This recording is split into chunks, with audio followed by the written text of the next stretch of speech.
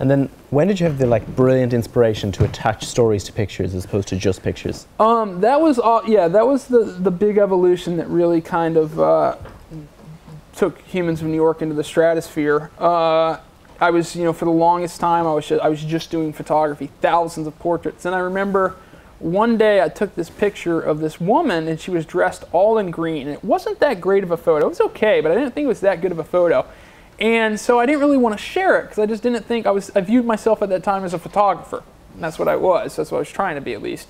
And so I didn't think that was a good enough photo. But then I got like the flu a couple days later, and I couldn't go out and photograph. And I wanted to keep the blog going. And so I was like, well, I've got this woman, and she said something to me. She said, I used to be a different color every single day, but one day I was green, and that was a great day. So I've been green for 15 years. Yeah, right? And she said that, and I was like, oh, well, I'll just put that on the top of the photo. And all of a sudden, it was the most popular photo I've ever had. And I was like, oh, man, there's something to this. And, and from that moment, the path of Humans of New York, and I can't emphasize this enough, and this is, I always say this too, I haven't said this yet, but this is like, one of the things that I tell everybody. In a world where everybody's competing for everyone else's attention, it's more important to be different than to be good. And if you find something you're doing that's different, then put all your resources into that, or as many resources as possible, because then that's going to allow people to identify you and talk about you.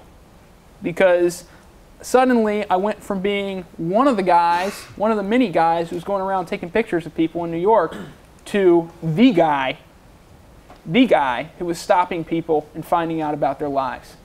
And once I found that, all my effort since then has been extending that difference, getting more and more intimate.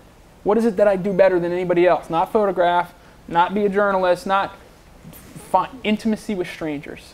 So ever since that moment, it's been a path of extending that intimacy, telling these stories in better and deeper ways, making people more and more comfortable.